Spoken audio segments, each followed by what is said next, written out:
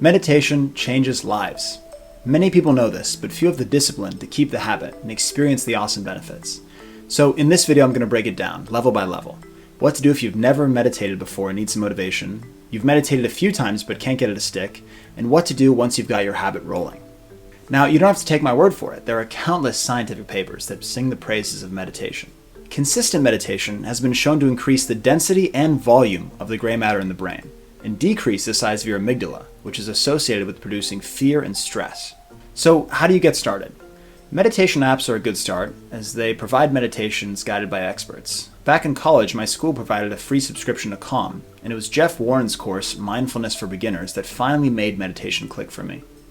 The meditation apps also come with reminders to keep the habit, which will be crucial, especially in those first few days. I'd also recommend an accountability buddy. During the early pandemic, my brother and I would meditate every day together in the mornings. Some days I didn't feel like doing it, but he would insist. And other days, it was me doing the insisting. Even if you don't live together, having someone to check in with every day makes it way more likely that you're going to keep your habit. Now that you've meditated a few times, the main thing I'd ask of you is to not judge yourself during meditation. Some people think the point is to sit down for 10 minutes and think zero thoughts the whole time. But if you come in with that mindset, you're setting yourself up for failure. For starters, your main objective should just be to take some time out of your day for yourself. If you can prioritize your mental health enough to set aside 10 minutes of the day to sit and give your mind a break, that's a success, even if the whole time your mind won't shut up. Now, if you stay consistent, you may start to notice your mind quieting down.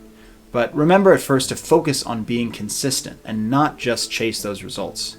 And on those days where your brain is really noisy, just remember that meditation is like the gym for your mind. Some days of the gym are great, and some days are terrible. What separates the strong from the weak is that you go to the gym consistently, even after those bad days. When it comes to the timing of your meditation, morning is better than evening because you're less likely to be busy, your house and your phone will likely be quieter, and if you meditate at night before bed, you may find yourself dozing off, which isn't ideal. You may, for instance, make a rule for yourself that when you wake up, you're not allowed to open social media or even touch your phone until you've meditated first. Now that you've meditated more than a couple times, you may notice your mind is flooded with thoughts when you sit to meditate. One thing I'd recommend is to meditate with a notepad. Why? Well, when I first started meditating consistently, I was a sophomore in college. I was extremely busy, and meditation was the one time a day where I let my mind be still, which meant it was the one time a day where I'd have a chance to remember all those things I'd forgotten about. Email this person, do this homework, water the plants, whatever. Instead of distracting myself by trying to remember these things until the meditation was done, I started bringing a pen and paper.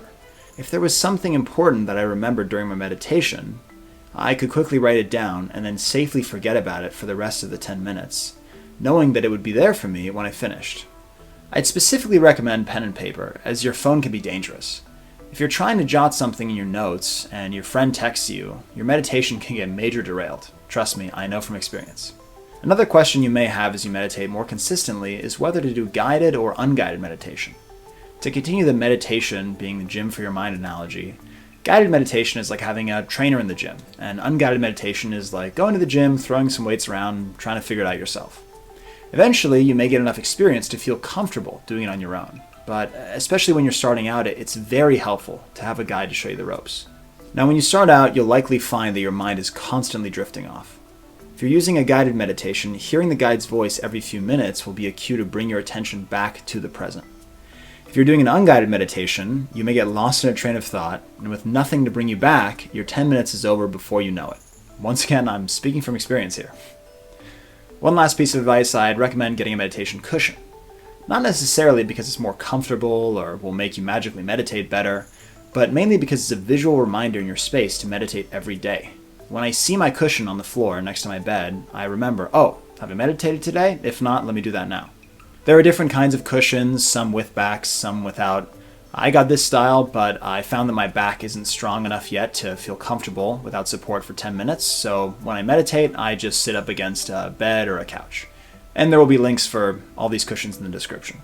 Wherever you are on your meditation journey, I hope you stick with it, as it can be an invaluable portal into peace, presence, and exploring your spirituality. If you've had positive meditation experiences in the past, perhaps you'd consider sharing them in the comments to encourage those of us who are brand new to it.